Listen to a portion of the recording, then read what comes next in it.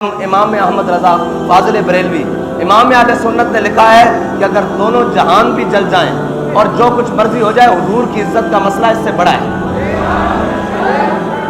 اور رہی بات کہ حضور کی عزت کے مسئلے میں یا قرآن کے تحفظ کے مقابلے میں تم کسی بھی چیز کو لا کر کھڑے ہو، سب سے پہلے تحفظ قرآن ہے،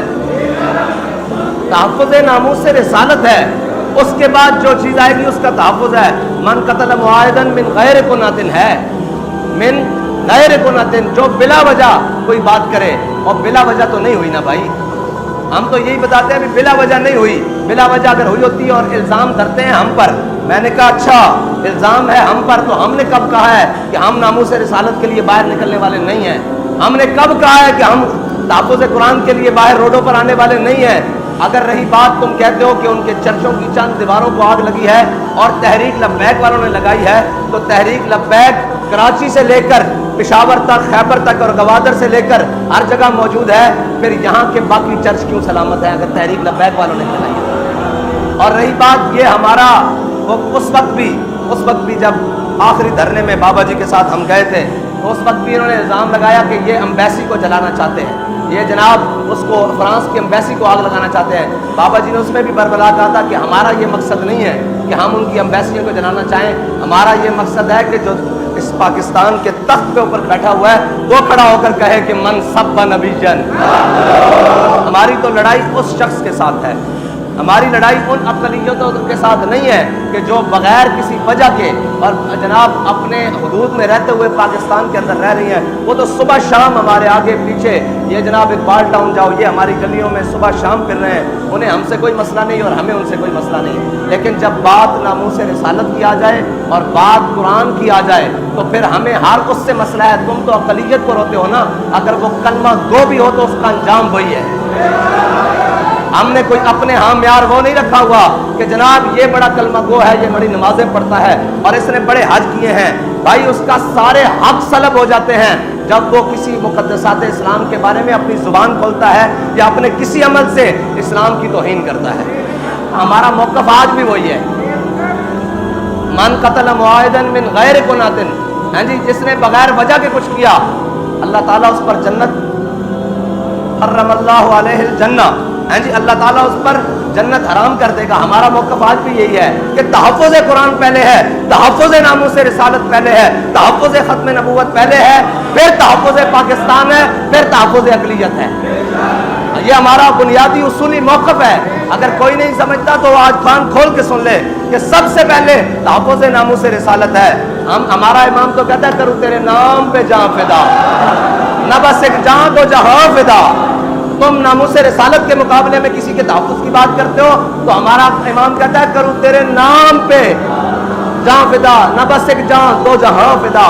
ایک طرف دونوں جہان کھڑے ہو یا رسول اللہ، ایک طرف آپ کا نام نامی ہو، ہم دونوں جہان آپ کے نام پر وارنے کے لیے تیار ہیں۔ یہ صرف یہ بات نہیں ہے، صرف پاکستان کا نہیں، پورے عالم کا اگر امن قائم ہو سکتا ہے تو وہ ایک ہی بات سے قائم ہو سکتا ہے کہ ساری دنیا ہمارے آقا مولا صلی اللہ تعالیٰ علیہ وسلم کی عزت کرنا سیکھے۔ بس اگر کوئی چاہتا ہے امن قائم ہو، میں نے کہا امن ایک ہی صورت میں قائم ہو سکتا ہے کہ کیوں بھونکتے ہیں وہ، ان کی جرت کیسے ہے کہ وہ ہمارے قرآن کے بارے میں بات کریں، وہ ہمارے اسلام کے بارے میں بات کریں۔ آج تک تم نے کسی ایک استاد کو قرار واقعی سزا دی ہوتی تو کسی کی جرت نہ ہوتی کہ یہ گستاخی کرتا، لیکن مسئلہ یہ ہے کہ تم خود بھی ان کے ساتھ کھڑے ہو جاتے ہو ناموس رسالت کے مقابلے میں، کیونکہ مسلمان کی ایک ہی ریڈ لائن ہے، وہ ہے 295 سے۔ جب بات اس پر آ جائے پھر تو یہ کیا ہے، دونوں جہانوں کو بھی آگ لگ جائے ہم اس کی پرواہ نہیں کرتے، اس لیے کہ وہ ہمارے امام نے کہا ہے کروں تیرے نام پہ جان فدا، نہ بس ایک جان دو جہاں فدا، اور دو جہاں سے بھی کہا حضور آپ کے نام کے مقابلے میں دونوں جہان بھی ہوں تو ہمیں اس سے پرواہ نہیں ہے، اور دو جہاں سے بھی نہیں جی برا، کروں کیا کروڑوں جہاں نہیں۔ یہ ہے ہمارا عقیدہ اور یہ ہماری بات۔ وہ سن رہا تھا میں انٹرویو، اس نے کہا کہ ہم جب سے پاکستان بنا ہے یا جب سے یہاں آ کر آباد ہوئے ہیں آج تک ہمیں کبھی مسئلہ نہیں بنا، تو اس کا مطلب ہے مسئلہ تو ان کو کبھی نہیں ہوا اس مسلمانوں سے۔ اگر مسئلہ ہوتا تو وہ یہ شکایت کرتے کہ جی یہ میں ہمیں تو آئے روز تنگ کرتے ہیں، آج ان کو بہانہ مل گیا۔ اس نے کہا نہیں، جب سے ہم بس رہے ہیں ہمارے ہاں کوئی مسائل نہیں ہیں، ان کی خوشیوں میں ہم جاتے ہیں اور وہ ہماری خوشیوں میں شریک ہوتے ہیں، اٹھتے ہیں بیٹھتے ہیں، ہمارے ہاں کبھی مسئلہ نہیں ہوا۔ آج یہ واقعہ ہوا ہے تو اپنے بھی بیگانے ہو گئے ہیں۔ یہ مسلمان کا بنیادی دین کا فرض ہے کہ جب اس کے نبی کی عزت کی باری آ جائے تو تم یہ بات کرتے ہو کہ جناب اقلیتیں، یہاں تو چھوٹے بھائی نے بڑے بھائی سے کہا یہ دیکھو میری ماں جایا، ہاں جی حضور نے فرمایا جا کر فلاں یہودی کو قتل کر کے آؤ، فلاں تم کہتے ہو ساتھ والے رہنے والے اقلیت، یہاں حضور کا فرمان آ جائے، حضور نے فرمایا جا فلاں یہودی کو جناب قتل کر کے آؤ، صحابی گئے یہودی کو قتل کر کے آ گئے تو ان کا جو نام کیا ہے نا بھائی، وہ ان کو ملامت کرنے لگا، بڑا بھائی چھوٹے بھائی کو ملامت کرنے لگا، حضرت محیصہ پہلے اسلام لے آئے اور خویصہ بعد میں لے کر آئے، بڑے بھائی نے چھوٹے بھائی کو ملامت کی نا، ملامت کی کہ یہ دیکھ تو تیرے ابھی رگوں میں یہودی کے قرض کا خون دوڑتا ہے، اسی یہودی کو اور تو اس کو مار آیا ہے، جب ناموس سے رسالت کی بات آئے گی ہم تو اپنے بڑے بھائی کو نہیں دیکھتے یار، ہم تو اپنے سگے رشتوں کو نہیں دیکھتے۔ اور حضرت محیصہ نے خویصہ کا ہاتھ پکڑا اور باہر چوک میں لے آئے، فرمایا یہ میری ماں جایا، بھائی بھی نہیں کہا، ماں جایا تو تھا نا،